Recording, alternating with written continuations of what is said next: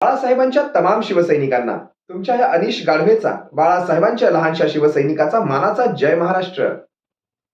आपलं शिवसेना एक वादळ नक्की सबस्क्राईब करा. हे एकमेव माध्यम आहे जे आपल्याला जोडतं, आपले विचार एकमेकांपर्यंत आणि उभ्या महाराष्ट्रापर्यंत, विशेषतः आपल्या शिवसेनेच्या वरिष्ठ नेतृत्वापर्यंत आपल्याला हे विचार पोहोचवता येतात. त्यासाठी आपलं शिवसेना एक वादळ नक्की सबस्क्राईब करा. आज एकनाथ शिंदे मुख्यमंत्री महाराष्ट्र राज्य दिल्लीमध्ये अमित शहांच्या भेटीला गेलेत. त्यांचा हा सिलसिला एकदा का चालू झाला ना तो थांबत नाही.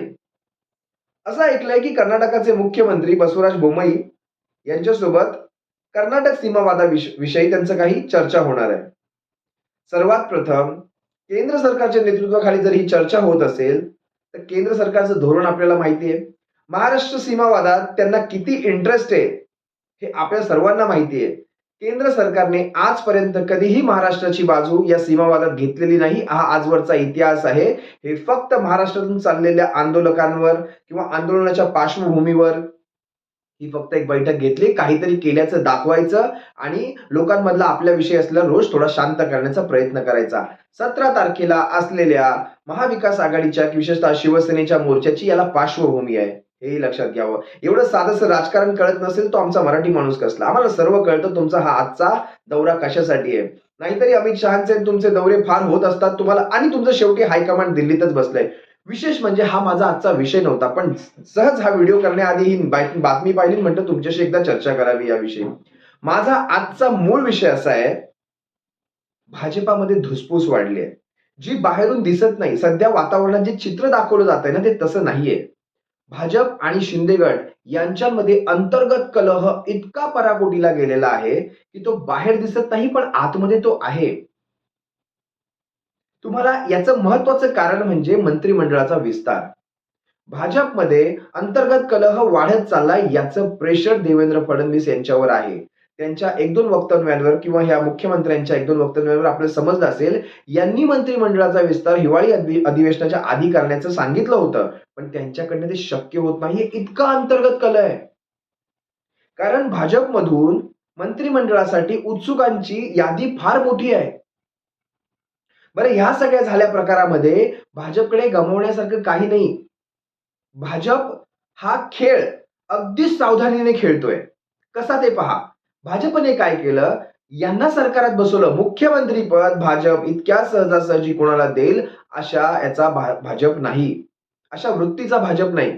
भाजपने हे पद इतकं सहजासहजी देऊ केलं, याच्या मागे मोठी त्यांना भीती होती. ती भीती अशी राजकारणातली भीती कशी असते पहा. हे सरकार फार काळ टिकेल याचा विश्वास मुळात भाजपलाच नाहीये. त्यांनी या ज्या प्रकारे संस्थांचा वापर करून हे थोडंसं ताणवलंय ना, ते ताणणं आणि टिकणं यात फरक आहे. स्वतःच्या सत्तेचा वापर करून, विशेषतः केंद्रातल्या सत्तेचा वापर करून त्यांनी हे ताणवलंय, पण हे टिकणारं नाहीये हे भाजप ओळखून आहे. कायद्याच्या कचाट्यामध्ये, विशेषतः पक्षांच्या संविधानाच्या कचाट्यामध्ये हे टिकणारं नाही. त्यांना माहिती आहे. त्यामुळे मुख्यमंत्री पदाच्या बाहुल्यावर त्यांनी एकनाथ शिंदेना बसवलं, मुकुट त्यांच्या डोक्यात घातला. जर हा मुकुट उद्या निघाला तर बदनाम होणार आहेत ते गटाचे कार्यकर्ते किंवा गटाचे आमदार किंवा हे शिंदे. भाजप यात कुठेही भरडला जाणार नाही याची काळजी भाजपने घेतली आहे. पण आता झालंय असं, या एकनाथ शिंदेंनी ह्या फडणवीसांचा बदला पूर्ण करून देण्यासाठी जो काही हा प्लॅन आखला, कारण फडणवीस म्हणत होते मी मला बदला घ्यायचा होता, मी बदला घेतला. शेवटी बदला हा शब्द ते वारंवार वापरतात, आपण लक्षात घ्या. हा बदला घेण्यासाठी त्यांनी हा एवढा मोठा डावपेच आखला. बरं, बदला हा एकदाच घेतला जात नाही, लक्षात घ्या. आज बदला तुम्ही घेताय, बदला उद्या दुसरेही घेतील. बदला हा प्रत्येक जण घेऊ शकतो. ह्या बदला फडणवीसांचा बदला पूर्ण करण्यासाठी त्यांनी वापर केला एकनाथ शिंदेचा. एकनाथ शिंदेबरोबर आले 40. मी बाकीच्या 10 जणांचं काहीच सांगणार नाही, कारण त्यांचा आमचा संबंध नाही. अपक्षांचं बोलतोय मी. ह्या 40चा जर यांना गटाला मान्यता ठेवायची असेल तर 37चा यांची मॅजिक फिगर आहे. 38, 39 आणि 40 हे 3 आमदार जर इकडचे इकडे होतात, हा गट फुटतो आणि या गटाची मान्यता रद्द होते कायदेशीर प्रक्रियेने. संविधानात 2/3चा आकडा हा 37 सांगतो 40 जणांसाठी. याच्या पुढे यांना आमदार मिळणे नाही, हे 40च. बरं, ह्या 40 जणांमध्ये कित्येक जण एक दिवस एकेका वर्षासारखा ढकलतायत, कारण त्यांना त्या प्रकारची आश्वासनं दिली गेली. बरं 2.5 वर्ष निघून गेल्यानंतर आता उरलेले 5 महिने जवळ-जवळ निघून आलेत. अजूनही विशेषतः बच्चू कडू सारख्या लोकांना तर मंत्रिपद असताना सुद्धा अजूनही बिना मंत्रिमंडळाचं बिना मंत्रिपदाचं ताटकळत राहावं लागतंय. आपण समजू शकता किती प्रेशर आहे ह्या मंत्रिमंडळाच्या विस्ताराबाबत. भाजपकडनं लिस्ट ही फार मोठी आहे.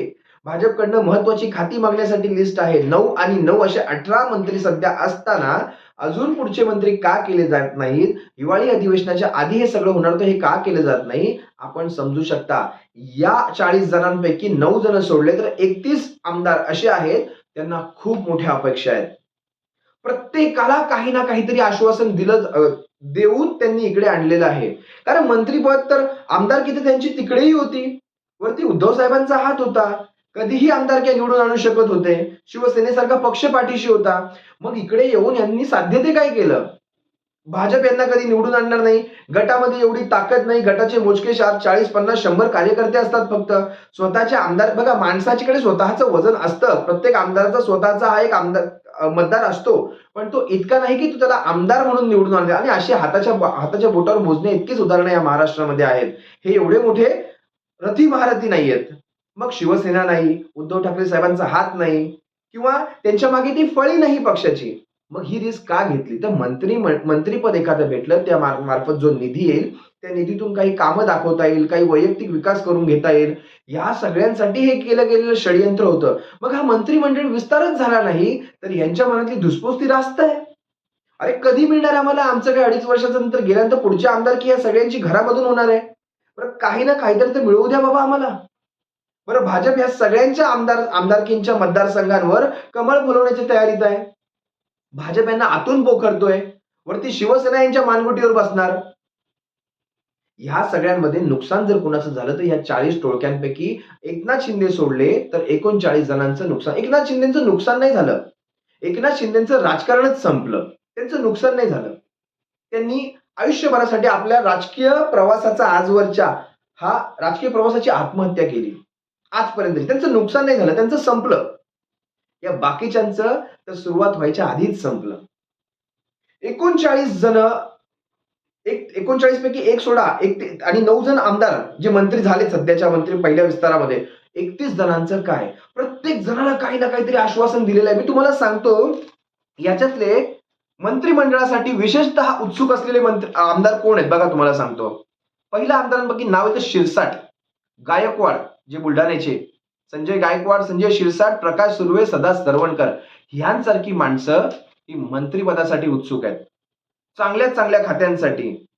त्यानंतर ईडीच्या भीतीने गेलेले यामिनी जाधव, प्रताप सरनाईक, योगेश कदम, अलिबागचे महेंद्र दळवी यांना खाती तर पाहिजेत, काही ना काहीतरी तर पाहिजे यांना सुद्धा. पण त्यासोबतच आमचं ईडी रद्द करा, या प्रकारची मागणी ह्या लोकांची. बरं मूर्खपणा म्हणून किंवा ज्यांना काहीच समजत नव्हतं बाबा, अशापैकी जर कोणी गेला असेल ना, ह्या तिघांचं मला आजपर्यंत कळलं नाही. शहाजी बापू पाटील यांचा जेव्हा मी आकड्यांचा अभ्यास केला, यांच्या मतदारसंघाचा बारीकीने अभ्यास केला, मला कळलंच नाही यांचे जाण्यामागची कारण. शहाजी बापू असतील, मामा लांडे असतील चांदिवली विधानसभा मुंबईतनं, किंवा श्रीनिवास वनगा पालघर विधानसभा. मला निव्वळ मूर्खपणा दिसला यामध्ये.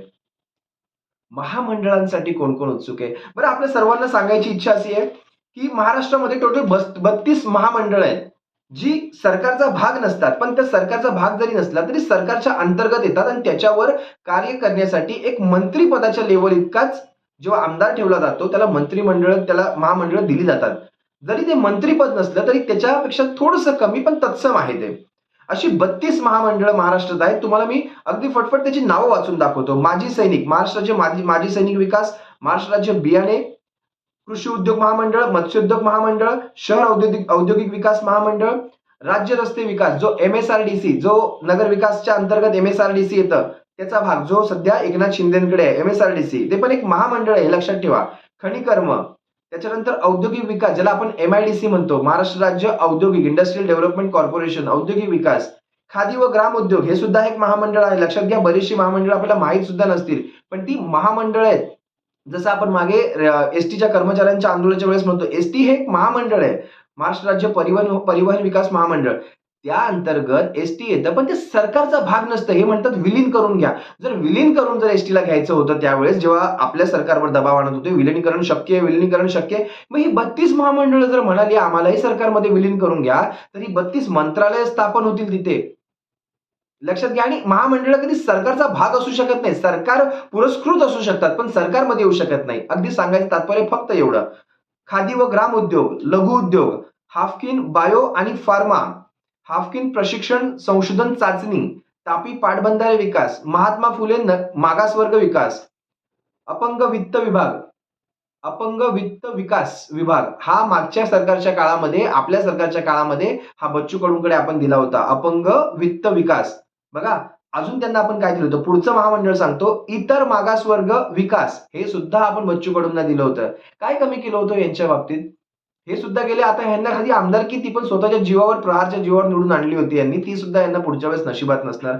संत रविदास चर्मोद्योग चर्मकार विकास, वसंतराव नाईक विमुक्त जाती भटक्या जमाती विकास, लोकशाहीर अण्णाभाऊ साठे विकास महामंडळ. विकासच्या पुढे तुम्ही महामंडळ लावा आणि हे सगळं सांगतो त्याच्या आधी महाराष्ट्र हा शब्द लावा, म्हणजे महाराष्ट्र राज्य लोकशाहीर अण्णा भाऊ साठे विकास महामंडळ अशा प्रकारचं मी थोडक्यात सांगतो. इथे वखार विकास विभाग, यंत्रमाग विकास महामंडळ, हातमाग विकास महामंडळ, चित्रपट रंगभूमी आणि सांस्कृतिक विकास महामंडळ, महाराष्ट्र राज्य पर्यटन विकास महामंडळ. आपण जे एमटीडीसी सगळीकडे बघतो ना, जेव्हा आपण फिरायला जातो कधी, ते एमटीडीसी सुद्धा एक विकास महामंडळ आहे. महाराष्ट्र राज्य टुरिझम डेव्हलपमेंट कॉर्पोरेशन बोलतो आपण त्याला, एमटीडीसी, ते सुद्धा महामंडळ आहे. मौलाना आझाद अल्पसंख्याक आर्थिक विकास, म्हणजे अल्पसंख्याक जे मायनॉरिटी आहेत त्यांच्यासाठी मौलाना आझाद ते एक महामंडळ आहे. अण्णासाहेब पाटील आर्थिक मागास विकास, महाराष्ट्र राज्य परिवहन महामंडळ म्हणजे एमएसआरटीसी, ज्याला आपण एसटी बस म्हणतो आपली लालपरी. महिला आर्थिक विकास, महाराष्ट्र राज्य सुरक्षा महामंडळ, होमगार्ड आपण त्याच्या अंतर्गत येतं, महाराष्ट्र राज्य सुरक्षा महामंडळ. त्याच्यानंतर महाराष्ट्र राज्य औद्योगिक सुरक्षा महामंडळ, जे आपण इंडस्ट्रीला सिक्युरिटीज वगैरे असतात ना, ते औद्योगिक सुरक्षेचं पण एक महामंडळ आहे. त्यानंतर पुण्यश्लोक अहिल्याबाई शेळी व मेंढी विकास महामंडळ, त्यानंतर शेती विकास महामंडळ, आणि शेवटी मी अजून तुम्हाला सांगतो महाराष्ट्र राज्य विद्युत वितरण कंपनी ते महामंडळ, जे आपण एमएससीबी बोलतो, ते सुद्धा एक महामंडळ आहे. ही अशा प्रकारची 32 महामंडळ आहेत. या महामंडळांवर सुद्धा काही इच्छुकांची यादी आहे माझ्याकडे. तुम्हाला मी याची थोडक्यात बोलून दाखवतो. लताबाई सोनावणे, जे चोपड्याच्या, जळगाव चोपड्याच्या आहेत. महेश शिंदे कोरेगाव साताऱ्याचे, प्रकाश आंबेडकर राधानगरी कोल्हापुराचे, सुहास कांदे नाशिकचे, संजय रायमुलकर मेहकरचे, असे हे बरेचसे काही आमदार ज्यांना महामंडळ सुद्धा पाहिजेत. आणि तुम्हाला एक आजपर्यंत, आणि बरं याच्यानंतर बरीचशा अजून आमदारांची बाकी लिस्ट मोठी आहे. या सगळ्यांना महामंडळ पाहिजेत. आणि तुम्हाला एक गोष्ट आवर्जून आणि विश्वासाने सांगतो, भाजप कधी महामंडळ देत नाही. बरं भाजप महामंडळ ही त्यांच्या कार्यकर्त्या, त्यांच्या आमदारांना सुद्धा देत नाही. आपण लक्षात घ्या, भाजप महामंडळ कुणाला देतं? भाजप महामंडळ त्यांच्या आमदारांच्या व्यतिरिक्त असलेल्या फळीला भाजप महामंडळ देऊ करतं. कारण भाजप ती तिसरी फळी तयार करत असतं. पहिली आमदार, त्याला आमदारकी मिळाली, तिथेच त्याला सगळं काही मिळालं. त्यानंतर तुम्हाला जे मंत्रिपद, तुम्हाला मंत्रिपदही हवंय, त्यानंतर तुम्हाला अशी महामंडळी. भाजप काय करतं? प्रत्येकाला एक एक एक एक एक देऊन शांत करतं आणि आपला पक्ष वाढवायचा प्रयत्न करतं. भाजप आमदारांना कमी, पण त्यांच्या इतर कार्यकर्त्यांना, तिसऱ्या फळीतल्यांना ही महामंडळ देऊ करून त्यांना आर्थिक स्थितीत भक्कम करून ठेवतं. त्यांना आर्थिकरित्या भक्कम करतं. मग बघा, इन्कमिंग का चालू राहणार नाही, हे डोकं आपल्याला इथून पुढे वापरावं लागेल. आपण कसं आपल्या प्रत्येकाला आपण मजबूत करून ठेवू, त्यामार्फत जेव्हा ही अशी महामंडळ पदरात पडतात, त्यामार्फत त्या क्षेत्रात घुसता येतं. हातमाग, यंत्रमाग, त्या क्षेत्रात घुसून तिथे आपला एक वर्ग तयार करता येतो. याचा अशा प्रकारे उपयोग केला जातो. आता पर्यटन विकास, पर्यटनाच्या विकासाच्या मार्फत कितीतरी ठिकाणी प्रॉपर्टीज उभ्या करता येतात. त्या प्रॉपर्टीजला डेव्हलप करता येतं. त्यातून तिथे आपल्या लोकांना कामाला ठेवता येतं. आपला मराठी बांधव किंवा आपली माणसं तिथे कामाला ठेवता येतात. आपला एक वर्ग तयार होतो. डेव्हलपमेंट एक बाजूला, तुमची माणसं एक बाजूला, तुम्ही तुमच्या सोबत एक समाज उभा करता. या सगळ्या सोबत मग ह्या गोष्टींमध्ये आपण कमी पडतो. तर हे सगळं सांगण्याचा उद्देश तुम्हाला एवढा, की आता मंत्रिमंडळाचा मी तुम्हाला सांगतो हे सीमावाद वगैरे हा काहीच मुद्दा नाहीये. जेव्हा हे गेलेत दिल्लीत भेटायला, यांना मंत्रिमंडळ विस्तारावर अमित शहांशी बोलावंच लागणार. कारण महाराष्ट्रातून हा वेगळ्या प्रकारे एक वाद सुरू होणार आहे. जेव्हा मंत्रिमंडळाचा दुसरा विस्तार होईल, एक्सपान्शन होईल या कॅबिनेटचं, तेव्हा खूप मोठा वाद तयार होणार आहे आणि हा वाद कदाचित ह्या गटाला फोडूनही जाऊ शकतो. हे तुम्हाला जबाबदारीने सांगतो. महाराष्ट्रामधून सर्वप्रथम देवेंद्र फडणवीस यांच्या नेतृत्वावर सुद्धा प्रश्नचिन्ह निर्माण होत आहेत. भाजपातून अंतर्गत भाजपाला जातीय समीकरणं राखायची, प्रादेशिक समीकरणं राखायची आहेत. सध्याचं महाराष्ट्राचं वातावरण पाहता, सध्या जे महाराष्ट्रात शिडीचं वातावरण भाजपने तयार करून ठेवलंय, त्यामध्ये देवेंद्र फडणवीसांवर फार मोठ्या प्रमाणात रोष आहे. छत्रपती शिवरायांचा अपमान असेल, महाराष्ट्रातल्या इतर बहुजन नेत्यांचा अपमान असेल, आपल्या शाहू फुले आंबेडकरी नेत्यांचा अपमान असेल, त्याच्यावर देवेंद्र फडणवीसांवर फार मोठी नाराजी आणि याचा फटका भाजपला पुढच्या निवडणुकांमध्ये पडणार आहे हे नक्की. शिवरायांचा अपमान हा इतका साधा सोपा विषय नाही. हा आपल्या दैवताचा अपमान आहे. कदाचित आपण तेवढं अग्रेशन मध्ये तेवढं उतरलं नसू, पण मनामध्ये प्रत्येकाच्या त्या गोष्टीत चीड आहे. अगदी कॉर्पोरेटमध्ये बसलेला उच्च पदस्थ एखादा अधिकारी सुद्धा वैयक्तिक मध्ये बोलतो, भले मी एखाद्या मोर्चात नसेल, पण माझ्या डोक्यात त्या गोष्टीविषयी चीड आहे. हे जबाबदारीने सांगतो. या सगळ्याच्या पार्श्वभूमीवर भाजपमध्ये धुसफूस आहे. देवेंद्र फडणवीस यांच्याविषयी नाराजी आहे. एकनाथ शिंदे यांना तर अधांतरी पडल्यासारखं वाटतंय. मी काय करून बसलोय हे. हा गट जेव्हा फुटेल तेव्हा यांचं आयुष्य संपलं, राजकीय आयुष्य संपलं. शिवसेना हा तर झपाट्याने वाढेल. शिवसेना ह्या प्रसंगांमधून खूप उभारी घेते. हे स्वच्छता अभियान झाल्यानंतर शिवसेनेत मोठी उभारी येते. यांचं काय होणार आहे हा सगळ्यात मोठा प्रश्न आहे. भाजपमधल्या नाराजांची संख्या आता माझ्याकडे आहे, पण मला तिथं बोलून दाखवायला तेवढा मोठा व्हिडिओ मी हा करणार नाहीये. पण नाराजांची भाजपमध्ये मोठी संख्या आहे. ते वेगळ्या प्रकारे भाजपला बघा, हे प्रत्येक आमदार एका वेगवेगळ्या डोक्याचे असतात. ते बरोबर झटके देतात जिथे द्यायचे तिथे. बरं, झटके कसे देणार? सगळ्यांच्या पाडापाडीची राजकारण करतात हे लोक. हे लक्षात घ्यावं. असो, बाळासाहेबांच्या तमाम शिवसैनिकांना तुमच्या ह्या अनिश गाढवेचा जर माझे आणि आपल्या शिवसेनेचे विचार तुम्हाला पटत असतील तर आपलं शिवसेना एक वादळ नक्की सबस्क्राईब करा आणि नक्की करा. आपलं राज्य लवकर येतंय. या सगळ्या धुसफुशीमध्ये शिवसेना कशी उभारी घेते तुम्ही फक्त पहा. सप्रेम जय महाराष्ट्र. सर्वांची रजा घेतो. सर्वांनी काळजी घ्या. जय महाराष्ट्र. आपले मनापासून आभार.